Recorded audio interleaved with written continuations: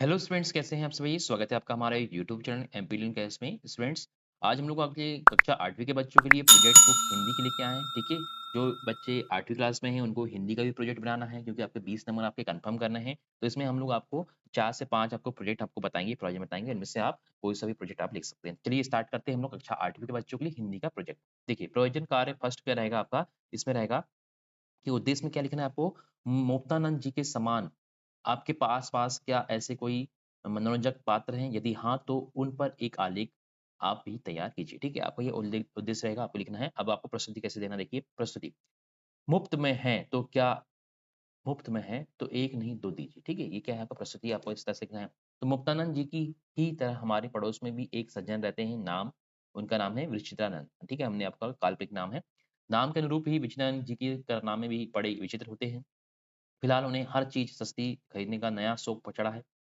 शायद किसी गुरु ने उन्हें यह ज्ञान दे दिया है कि जो भी चीज़ खरीदो वह मोल-भाव करके ही खरीदो।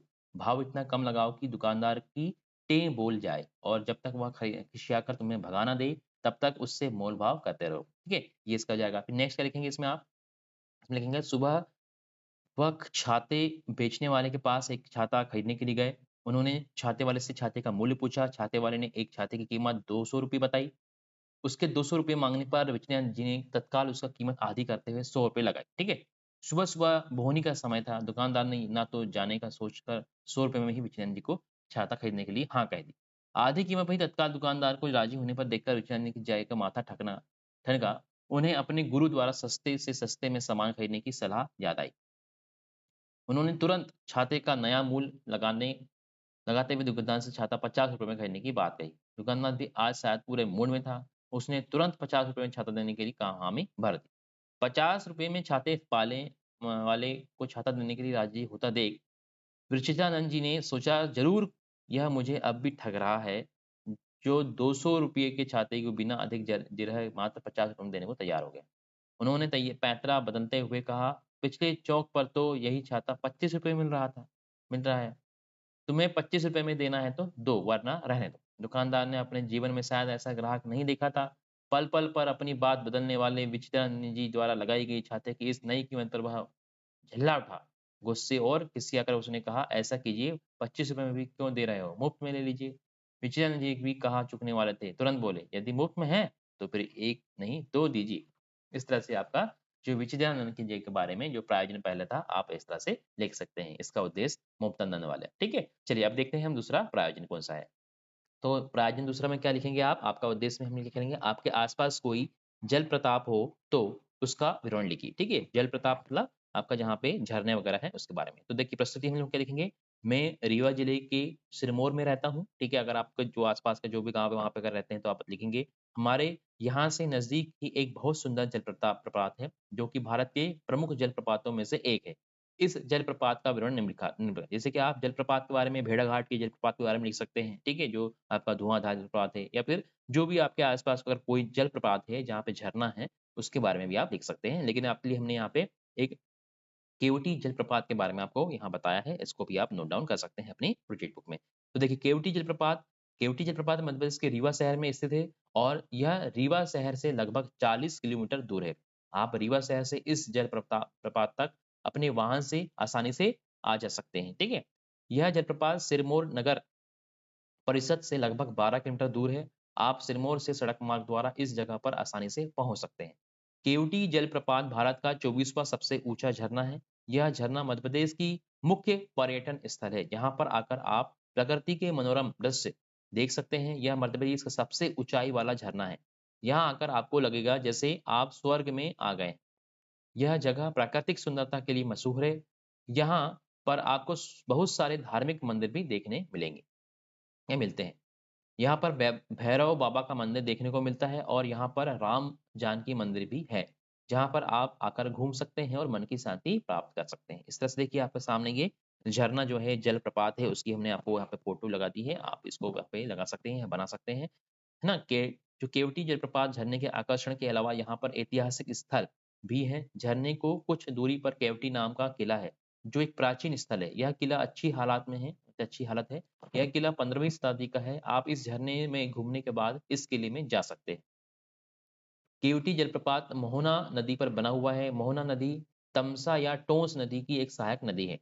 मोहना नदी रीवा में पठारों से बहती हुई घाटी में गिरती है। यह नदी ऊंची चट्टान से नीचे कुंड में गिरती है। यह घाटी बरसात के समय हरियाली में भर जाती है। आपको चारों तरफ हरियाली देखने को मिलेगी। आप चाहे तो घाटी में नीचे भी जा सकते हैं। यहाँ पर आप झरने के नीचे उसके करीब होते हैं। यहाँ पर आप झरने में नहा सकते हैं। उसके लिए आपको थोड़ी ट्रेनिंग करनी पड़ेगी या ट्रेकिंग करनी पड़ेगी, सॉरी, थोड़ी ट्रेकिंग करनी पड़ेगी।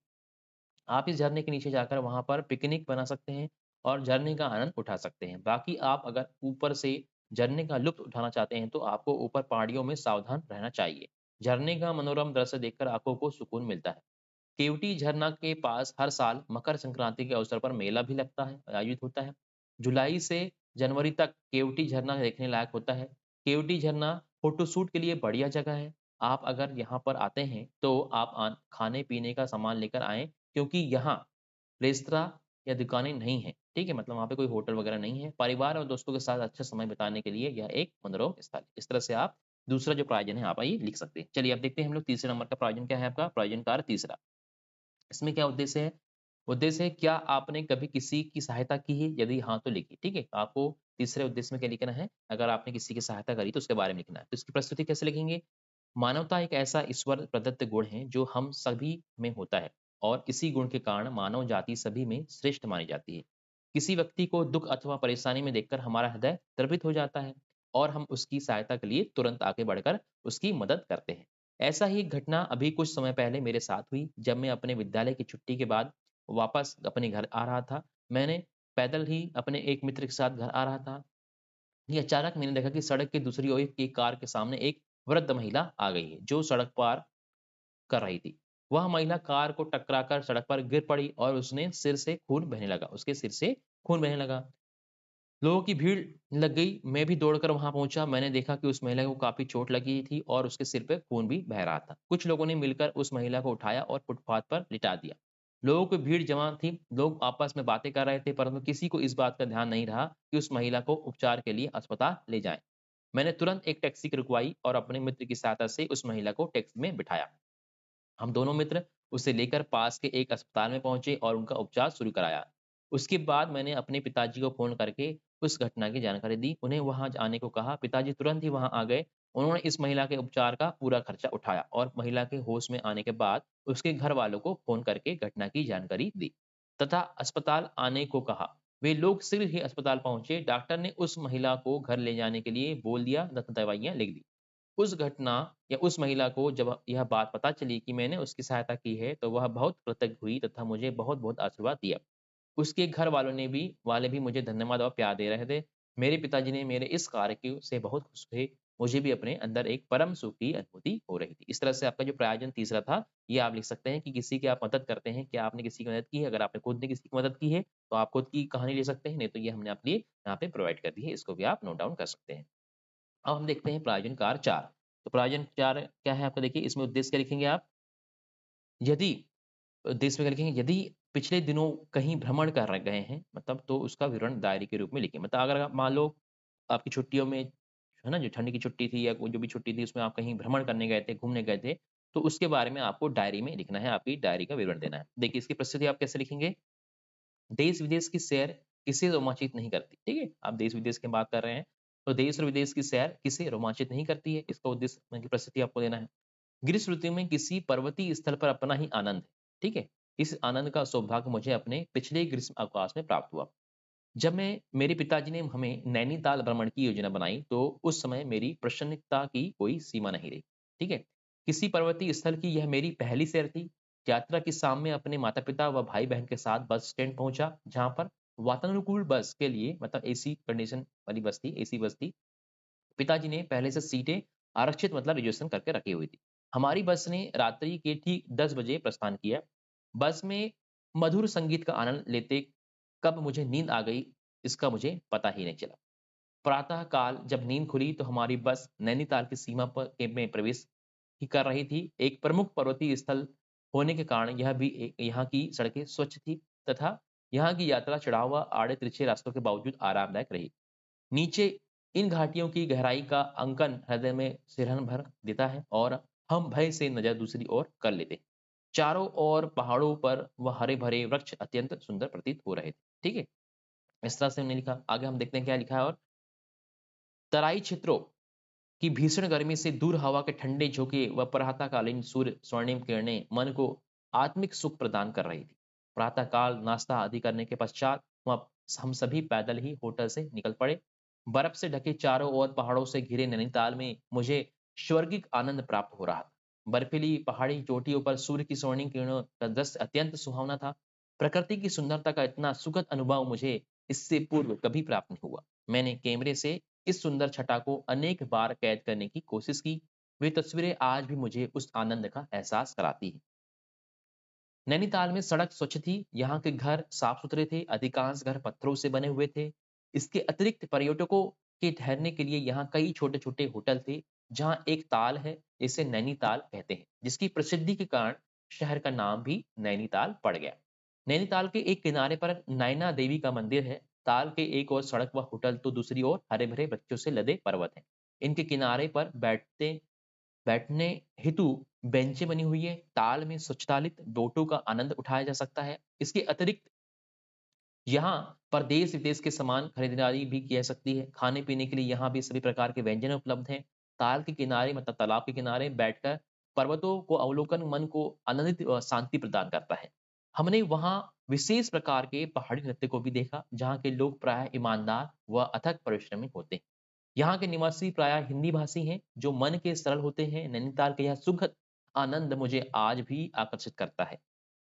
निःसंदेह प्रकृति की अनुपम छटा का स्वर्गीय आनंद यहाँ पर आकर ही प्राप्त किया जा सकता है। ठीक है? तो ये जो आपका प्रयोजन था चौथे नंबर का, जब आप कहीं किसी जगह पे सैर करने जाते हैं, भ्रमण करने जाते हैं या पिकनिक मनाने जाते हैं, तो आपका जो भी वहाँ पे अवलोकन रहा है, जो आपका वहाँ का आपका एक्सपीरियंस रहा है, वो आप यहाँ पे इस तरह से लिख सकते हैं। बाकी हमने नैनीताल के बारे में आपको प्रोवाइड कर दिया है, ये भी आप अपनी प्रोजेक्ट बुक में नोट डाउन कर सकते हैं। चलिए हम देखते हैं आखिरी आपका प्रयोजन कार्य कौन-सा है? प्रयोजन कार्य 5वां।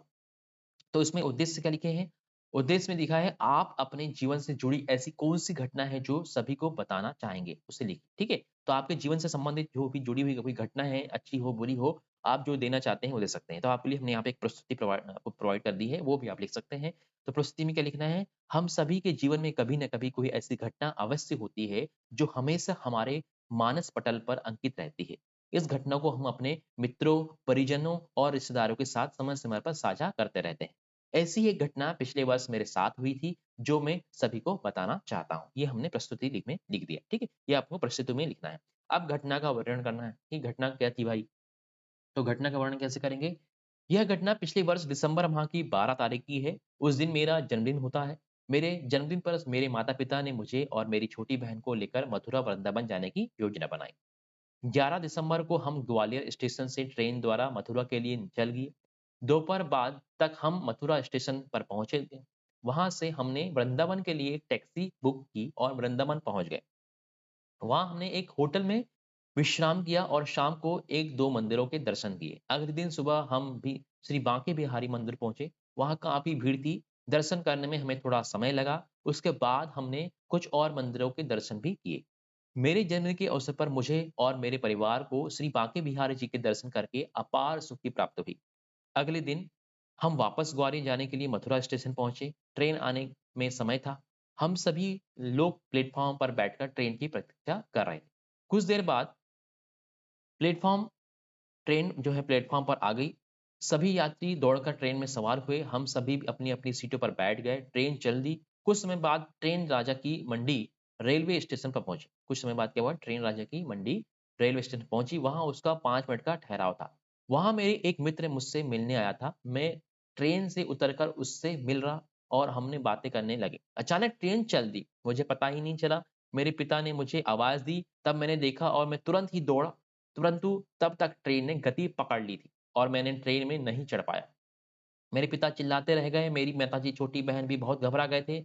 मुझे कुछ समझ नहीं आ रहा था कि मैं क्या करूँ? मैं रोने लगा, मेरा मित्र भी घबरा गया। उसी समय वहाँ स्टेशन मास्टर आए और उन्हें उस घटना की जानकारी हुई। उन्होंने तुरंत ही अगले स्टेशन पर ये संदेश पहुँचाया कि अभी जो ट्रेन यहाँ से छूटी है, उसमें सवार परिवार का एक बच्चा यहाँ पर रह गया है। अतः ट्रेन को वहाँ कुछ देर के लिए रोक कर रखें। फिर स्टेशन मास्टर ने मुझे मेरे मित्र के साथ एक टैक्सी में बिठाया और टैक्सी ड्राइवर को शीघ्र ही आगरा कैंट रेलवे स्टेशन छोड़ने के लिए कहा। टैक्सी ने 10 मिनट में हमें आगरा कैंट रेलवे स्टेशन छोड़ दिया। मैं तब भी बहुत घबरा रहा था और रो रहा था। मेरा मित्र मुझे लेकर दौड़ता हुआ अंडर प्लेटफ़ॉर्म पर पहुँचा, वहाँ जहाँ हमारी ट्रेन खड़ी थी। मेरे माता-पिता और बहन ट्रेन के बाहर ही खड़े मेरी प्रतीक्षा कर रहे थे। सभी की आँखों में आँसू थे। मुझे देखकर सभी लोग खुश हो गए। मैं अपने मित्र की से विदा लेकर ट्रेन में सवार हुआ। तब जाकर मेरे साँस में साँस आई।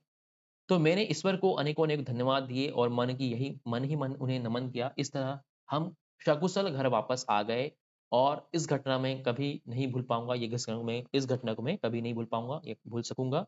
आज भी उस घटना को याद करके मैं काँप जाता हूँ। तो ये आपका 5वें नंबर का जो आपका प्रोविज़न था, जो घटना थी, है ना? जो भी आपके साथ कोई घटना घटी हुई उसको आप लिख सकते हैं या फिर यादगार घटना भी आप लिख सकते हैं, ठीक है? तो आपको ये प्रोजेक्ट में आपके लिए काम आएगी।